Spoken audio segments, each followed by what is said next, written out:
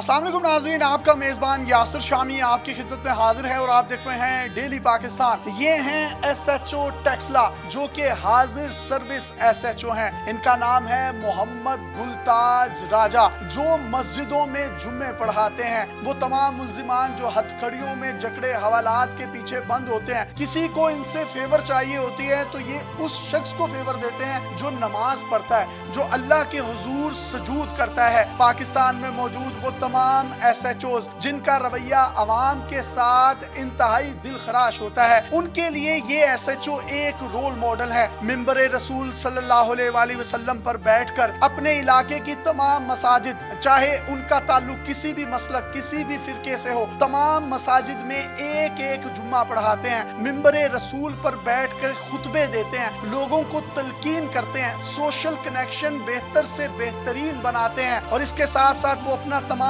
Lawyer staff, जिसमें constable, ASI, head constable, sub inspector जो इनके पास काम करते हैं, अगर कोई उनसे गलती सरजर्द हो जाए तो एक शर्त पर उनकी माफी हो सकती है कि वो 5 नमाजें अपनी कंप्लीट करें, वो अपने मुआमलात को ठीक करें, मखलूक के साथ अपना रवैया बेहतर से बेहतरीन करें। इंतहाई क्रिटिकल और मुश्किल तरीन मुआमलात के फैसले मस्जिद में बैठकर करते हैं। यही सुन्नत रसूल है और यही उसवा हुस्ना है। पाकिस्तान में मौजूद कोई SHO मैंने कम से कम अपनी जिंदगी में ऐसा नहीं देखा जिसकी पेशानी पर मेहराब हो, जिसका चेहरा इतना नूरानी हो, जिसने सुन्नत रसूल सजा रखी हो और मखलूक के साथ कनेक्शन का जो जरिया बनाया हो वो अल्लाह के घर यानी मसाजिद को अपनाया हो। और ला तफर्रकू, आपस में तफरके ना डालो, अल्लाह की रस्सी को मजबूती से पकड़ लो, इसी पैगाम को दिन रात अवाम में मकबूल करवाता रहा हो। वअतसिमू बिहब्लिल्लाहि जमीअन वला तफर्रकू, अल्लाह की रस्सी को मजबूती से थामे रखो और आपस में तफरके में न पड़ो। वो SHO जो मौज़िन रसूल भी है, वो SHO जो अजाने देता है, दुरूदो सलाम पढ़ता है, नात पढ़ता है। अल्लाहु अकबर, अल्लाहु अकबर, अशहदु अल्ला इलाहा इल्लल्लाह।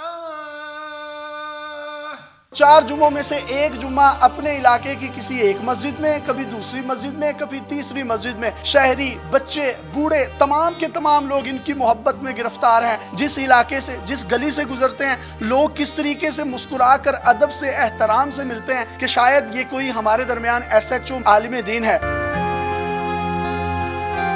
क्या मुमकिन नहीं है ऐसा कि पाकिस्तान के या कम से कम पंजाब के तमाम SHOs ही ऐसे हो जाएं कि जो मिंबर रसूल पर बैठे हैं और लोगों के मसाइल, मुद्दइयों के मसाइल, साइलों के मसाइल मसाजिद में बैठकर हल करें? तमाम लोगों को ये पैगाम देना चाहता हूँ कि वो मिंबर रसूल पे बैठना हर मोमिन, हर मुसलमान का हक है और वो ये कोशिश करे कि दीन में सबकत ले जाए। और मरना तो है, मरने के बाद उसी के सामने जो हाज़री है हमारी, तो उसी के पास नहीं जाना, ये कैसी मोहब्बत है अल्लाह से। आपके पास मुल्जिमान आते हैं, आप बजाय उनको हवालात के बंद कर देने के, आप उन पे भी तबलीग शुरू कर देते हैं। इसकी रीजन क्या है? नबी पाक सल्लल्लाहु अलैहि वसल्लम ने हमें इसी तरीकाकार को बढ़ाने के लिए कहा था कि आपस में एक दूसरे को तलकीन और नसीहत करते रहना। और मेरी ये कोशिश है कि मेरा इल्म जो मैंने सीखा है, जो मेरे पास है, वो दूसरे तक पहुँच जाए। और SHO मसाजिद में बैठकर लोगों से इंटरेक्शन करना, उनके मसाइल सुनना, साइलों के मसाइल, क्रिटिकल फैसले मस्जिद में बैठकर करना और उन फैसलों की रोशनी में मुद्दई भी खुश जाता है, जिस पर इल्जाम होता है वो भी खुश जाता है।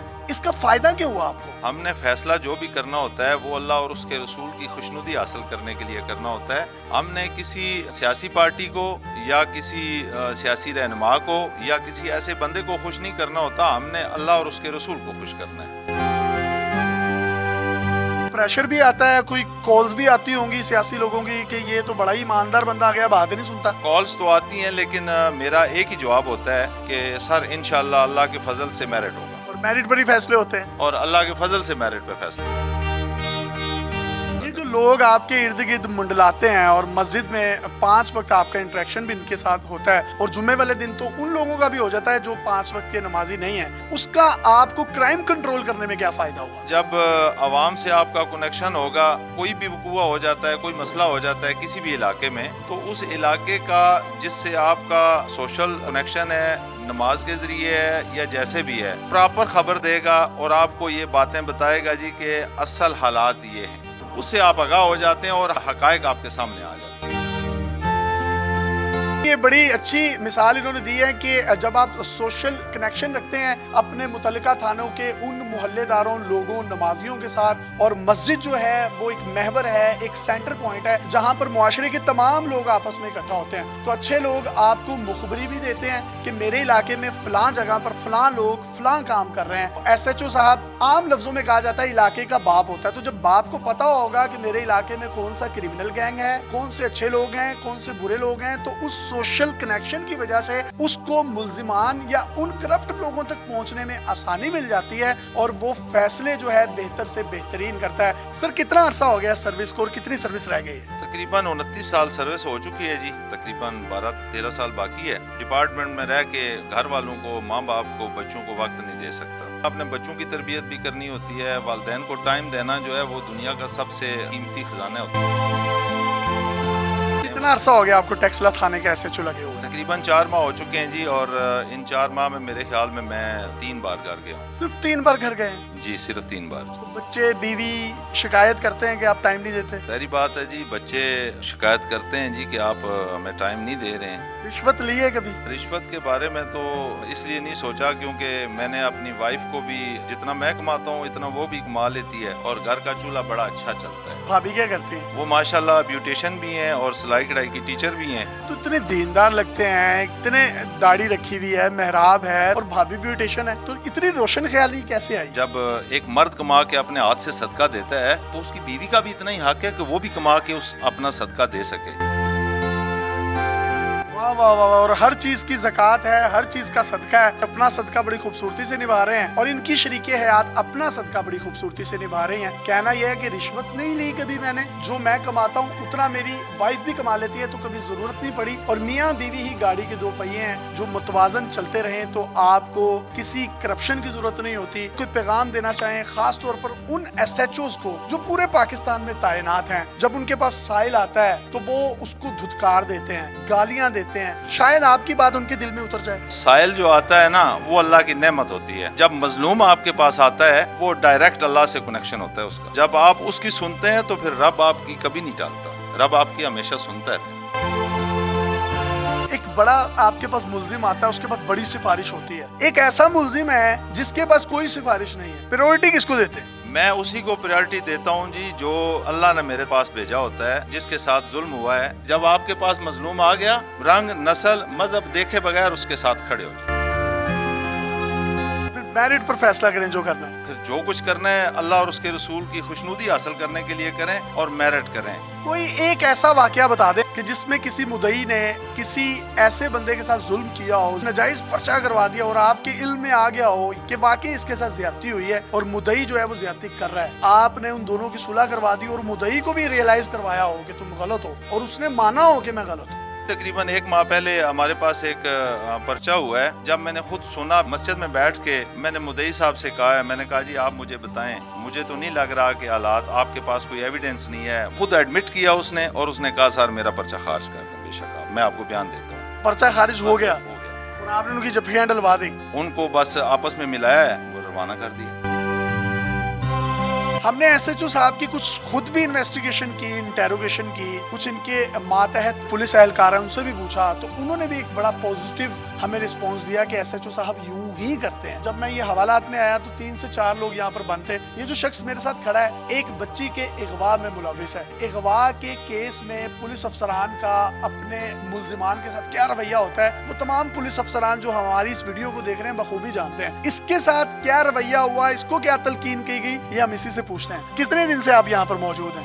تقریباً 12-13 دن سے ایس ایچ او صاحب آئے، ملے آپ سے، آئے، تبلیغ کی اور اچھی باتیں بتائیں۔ کیا بات کی؟ یہی نماز پڑھو، اللہ توبہ کرو، اللہ پاک رحم کرے گا۔ ان کی آنکھوں میں آنسو بھی ہیں لیکن یہ ملزم ہے۔ میں ان کا چہرہ نہیں دکھانا چاہتا کیونکہ میں یہاں پہ کرائم سٹوری نہیں کرنے آیا، میں ایک positive and real face of Pakistan دکھانے آیا ہوں۔ کچھ اور بھی شہری نمازی حضرات اس علاقے کے موجود ہیں، ان سے بھی بات کرتے ہیں۔ آپ کتنے عرصے سے نماز پڑھ رہے ہیں اس مسجد میں؟ کافی عرصے سے میں نمازیں پڑھ رہا ہوں۔ ہمارے جو ٹیکسلا کے ایس ایچ او ہیں جمعے والے دن آتے ہیں، ممبر رسول پر بیٹھ کے خطبہ دیتے ہیں اور لوگوں میں اویئرنیس بھی بتاتے ہیں۔ ہم نے آج تک اپنی زندگی میں ایسا अफसर नहीं देखा। पैगाम देना चाहें पुलिस के अफसरान को? रिक्वेस्ट करता हूँ आईजी पंजाब पुलिस से और वजीर आजम इमरान खान साहब से कि ऐसे ही पूरे पाकिस्तान के जितने भी थाने या चौकियाँ उनके SHO को ट्रेनिंग दे कि वो मस्जिद में आके जुमे वाले दिन खुतबा दे, नमाज़ें पढ़ाएं और अवाम को अवेयरनेस के तलक बताएं। मैंने SHO साहब को तकरीबन 4 महीने से थाने वाली मस्जिद में और मस्जिद अल फारूक में खुतबा देते भी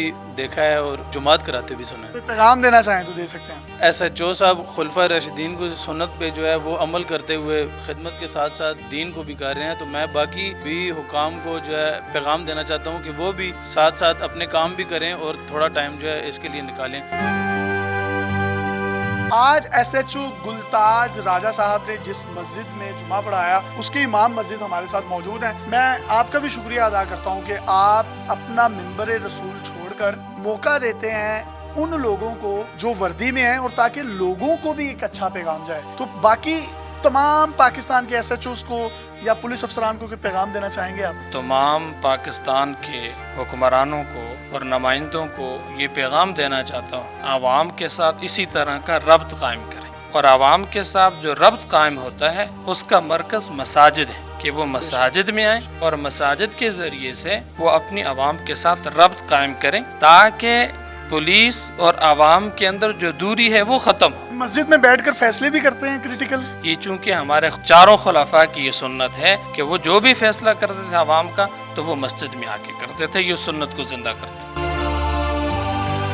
पुलिस के अफसरान को कोई पैगाम देना चाहें? पंजाब पुलिस खास तौर पर कैसे ठीक हो सकती है? आपका जाती नजरिया क्या है? जहाँ पे अच्छाई होगी वहाँ पे बुराई भी होती है, अगर बुराई नहीं होगी तो अच्छाई की पहचान खत्म हो जाती है। तो जहाँ अच्छे पुलिस वाले हैं वहाँ कुछ बुरे भी हो सकते हैं। मैं उनको ये कहूँगा जब रात को सोते हैं ना तो अपने आप से मुखातब हुआ करें, अपने आप से सवालात किया करें कि आज की दिन की कारगुजारी जो है मैंने जो कुछ दिन में किया है क्या आया उसमें मैंने अल्लाह और अपने रसूल को भी खुश किया या मैं सिर्फ अपने आप की ख्वाहिशात को पूरा करता रहा। मैंने अपने आप से सवाल करना है, अपने ज़मीर से सवाल करना है, वहाँ से जो आवाज़ आएगी वो आपको इंसाफ की आवाज़ आएगी।